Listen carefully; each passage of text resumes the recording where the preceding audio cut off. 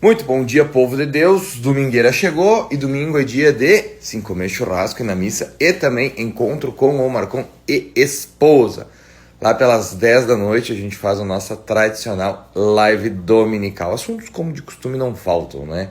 Inclusive, se vocês quiserem que eu comente o Grenal, vocês podem mandar aí que a gente comenta também.